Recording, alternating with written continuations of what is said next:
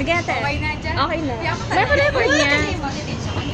Finish. Ay, be. Ay, nabati ko Ay, yung ano. Agent Lord. Lord's name. May mask ba yan? Record mo. Okay. Okay. Sino pa lang susubukan? Sila nga. Good evening po sa inyo lahat. Kaya po kami narito ngayon kasi po para po makapanayan po namin kayo. Kasi alam po namin, isa po kayo sa mga MC ng FlipTap. Ayan, amen. So yung unang question po namin, bakit po kayo sumali sa FlipTap? Nakakatanda ka. Ladies first. Ladies first daw. Ayun, sa totoo lang, hinaya lang ako ng kaibigan. Hindi ko pa alam kung paano yung proseso ng flip-top nun. Kung premeditated na ba siya or freestyle siya. So, ang ginawa ko, umuo na lang ako kasi gusto ko silang makita yung mga idols ko. Yun. Tapos, ayun, wala talagang nag-push sa akin kung bakit ako sumali. Siguro dahil matagal na akong nagra-rap din bago pa dumating yung flip-top. Kaya ayun, mabilis ako na-hook. Ayun, yung sa akin naman kasi, siya naman yung nag-invite sa akin nun, ganun din. Wala rin akong idea kung paano yung mangyayaring scenario doon. Pero, isa sa dahilan kung ba't talaga ako sumali is yung parang gusto kong subukan yung skills ko sa ibang MC na kumbaga, sino mas magaling sa atin, parang ganun. Parang sa akin na, paano ko malalaman na mas magaling ako sa MC na to. Kaya, battle, parang ganun, dapat battle. Yeah. Okay po, next question po. Ilang taon na po kayo nung sumali kayo sa FlipTap? Kailangan bang sagutin yan? Kasi The age doesn't matter. Age doesn't matter. Basta nasa... Legal age po. Legal age. Legal age. Nasa legal age. Sa'yo din. Legal age po. 12. Galing-galing Kailan na taon po. ba ako? 6 years na ako, so 25. 6 years. Ayun, 6 years na, ay 6 to 5 years, parang ganun. Yun yung age 25 ako. Hindi ako marunong sa math kaya. 25. 25 na ngayon. Ay, tatanong, ayaw niya sagutin kung ilang Ay, hindi. Mga range. 38. 22. Born!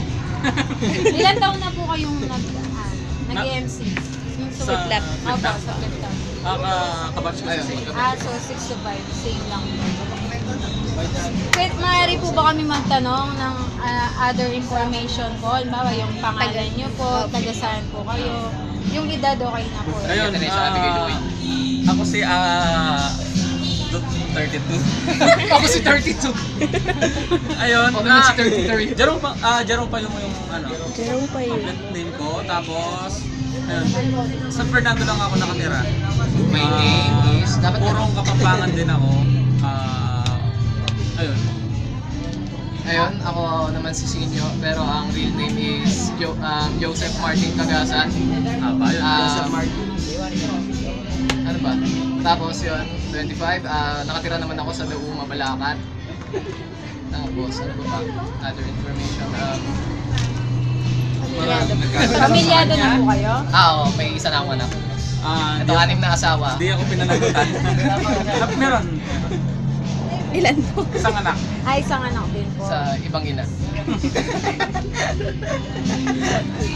Oh, okay. Yung other question po namin, ano po ba yung nararamdaman nyo kapag once na parang nakakapanood nyo or na-insulto yung kalaban nyo? Actually, yung flip-top talaga, hindi siya insultuhan eh. Kung paano mo siya, tawag doon, kung paano mo siya gustong mawala doon sa mga pin-refer niya para sa'yo. Kumbaga, ako, hindi ako napipikon, hindi ko, basta kung anong marinig ko, wala yun, hindi siya Pasok sa kabila. hindi siya ganon. nagtatagal So, sa akin. ilalabas Lalabas lang agad kasi hindi ka naman niya ganun kakilala para sabihin niya sa'yo yung ganong insulto. Ganun din, vice versa, na hindi mo rin siya ganong kilala para personalin yung kalaban mo. So, ano lang talaga, trabaho lang, art lang. Ayun, ang sa akin naman kasi, yun, depende. Kung gusto mo ba talagang insultuhin yung kalaban mo, may tinatawag kasi nga kami, may mga personals na line. yun nga, titirahin yung pamilya, ganyan. Pero hindi ko kasi naging hilig yun, kaya para sa akin, hindi naman siya magiging creative na jokes, gano'n. Hindi siya totally pwedeng tawagin insult eh.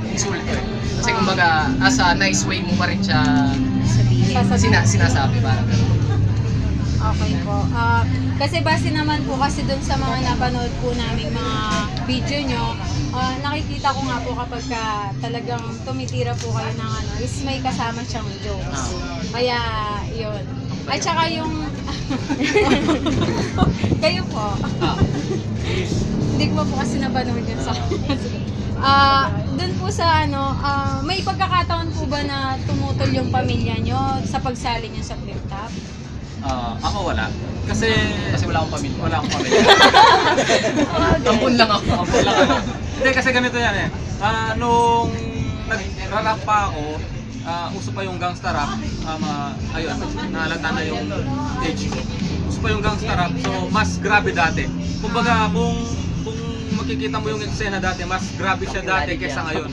Kasi dati, sa track kayo nagbabangayan, sa music ginagawa nyo para maglaban kayo. Ngayon, parang sportsmanship na, parang mas maganda siya ngayon, pero yung doon sa dati, may natutunan naman. Okay. Yung sa akin naman kasi, nung una tumutol, ang pinakadahilan is dahil wala ka naman napapala dyan, gumagastos ka lang, sasayang ka ng oras, panahon, pagod, puyat, gano'n. Pero nung sumali na sa flip top, syempre, as a magulang, proud ka sa anak mo na kilala siya ng ibang tao. Tapos yun, syempre, ngayon may talent fee na, nakakatulong na kahit papaano. Kaya, hindi na sila tutol. Pero nung una tutol, syempre, kumbaga, sa Pilipinas kasi parang bibihira lang yung, kumbaga, maging sikat at kilala ka, parang gano'n. Parang maliit yung chance na mangyari. Yung sa mga asawa niyo po. Opo, sa asawa nyo, may pagkakataon po ba na kapag Ayaw po nila. ayaw nila na dahil madalas nakakapag-ano? Yung sa akin naman kasi, ang naging reason kasi, nakilala ko yung asawa ko dahil sa ginagawa ko. Kaya ganun naman. Kaya hindi siya tumututol. Ano pa siya, kumbaga proud. Supportive pa po siya. Kay Mox ako magpapaliwanag. Si Mox kasi, Sa akin, wala. Kasi wala akong asawa eh. Ayun. pero may anak. May anak, siyempre. Hindi kasi ako pinagkatan eh. Single So, parents ayun. po kayo. Parent. Ayun, Ay, parent. yung anak ko, di naman tumututol. Ilan taon na po yung anak niyo? 6 years old. 7 years old. Ay, kayo, baby pa po. 1 year, 2 months pa. Okay.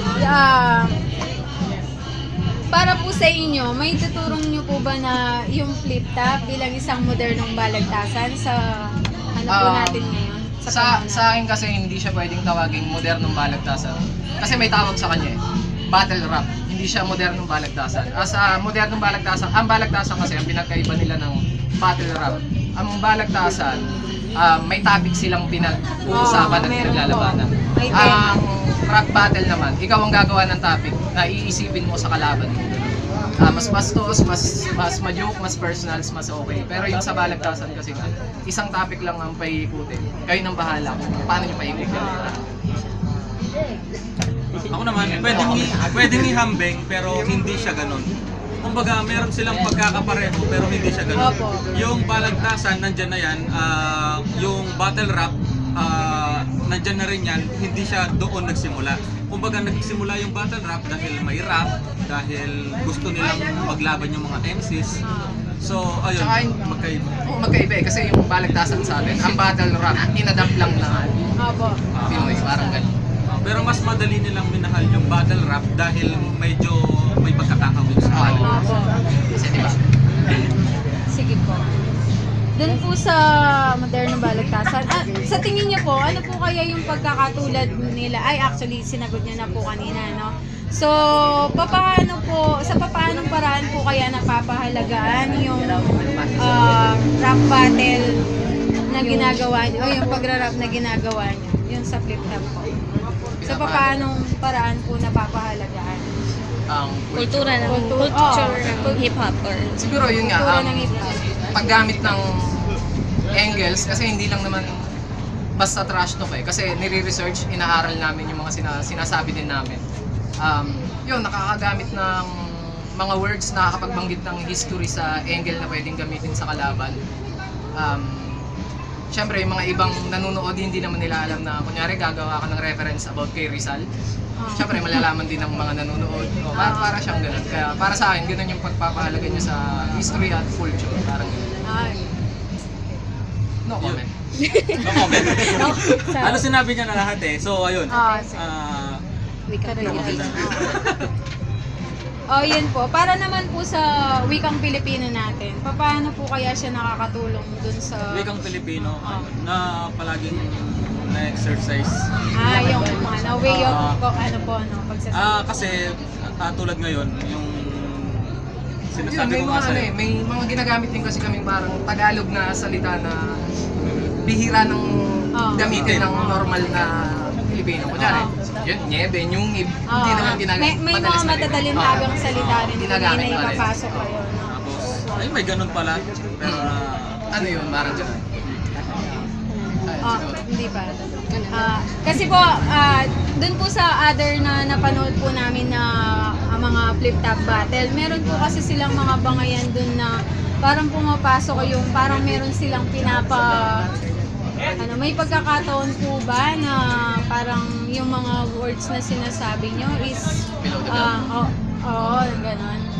Kasi mayroon po kasing na personal na kagaya po yung dun kay Abra tsaka yung kay Shay. Yun, kay Shay. Kasi minsan depende kasi yun sa MC. Ako, yun nga, tulad sinabi ko kanina. Ayaw ko kasing gumamit ng mga below the belt na lines. Kasi, syempre una, masasaktan mo yung sinasabihan mong tao at yung taong hindi naman kasali. Kung magagamit ako ng personals, katulad ng laban namin isa, gumamit ako ng personal pero hindi ko pinaramdam sa kanya na masakit ko. Nakakatuwa yung way ng paggamit ko ng personals. Creative. Hindi pa rin naman siya bastos o nakakauwa. ayun, ganun na nga. Siyempre, hindi na naman natin maiwasan yun. Tulad din na sinabi ko kanina, gusto mong mawala yung kalaban mo. Gusto mong ayaw mong banggitin niya ng buo yung sinabi ng kalaban mo. Kung si Sinyo kasi gusto niya yung masaya yung mga tao, masaya yung mga nanonood, masaya yung lahat ng parte ng event na yun. Iba naman kasi yung yung mga ibang MC din naman, tulad ng ibang MC na gusto nila na pangaralan yung isa. Ayan, mali ang ginagawa mo. Ipe-personalin din kita. Ipe-personalin din kita kasi name-personal ka. So, gusto niyang iparamdam sa isang MC na wag mong gawin yan kasi masama yan, parang gano'n. Yun, parang kung handa kang magsalita, dapat handa ka rin makinig. Mga sasabihin. Okay. Para naman po sa lipunan natin, may pagkakataon po ba na yung mga sinasabi nyo dun sa battle is Patama sa Patama government. sa government, yan. Halimbawa po, si Balakid po kasi Debista. Yun. Government. Siguro, hindi ko matandaan pero siguro kung gagawa man ako ng ganun angle is comedy way pa rin. Kunyari parang kakulay mo si Binay, ganun. Mga ganun na Kasing laki ng ilong mo yung kay Digo. Baga hindi pa rin siya, Hindi siya stress pakinggan kasi kapag sinabi mo siya ng seryoso masyado, tapos yung topic seryoso mong dineliver. Naalala ko kasing ganung line na nagbanggit si Looney na kumbaga nga, madaling magreklamo, mahirap magpatunayan. Kaya medyo nag-iingat din ako sa mga sinasabi ko. Siyempre ingat din, baka mamaya makita nyo na lang kami may karatula na kami. So, Kabataan.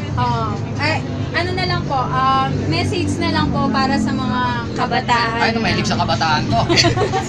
Ako, bata lang ako pero mas mahilig siya sa...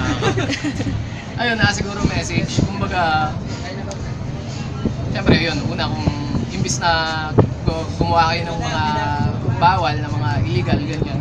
Kumbaga, pwede naman kayo mag-rap. Isa siya sa pwede nyo maging choice na gawin para kung ano mang naisip nyo masama, wag na lang. Kumbaga, hindi lang naman siya basta rap lang na dahil mabilis ka magsalita, ganun kasi yung pagkakilala sa amin.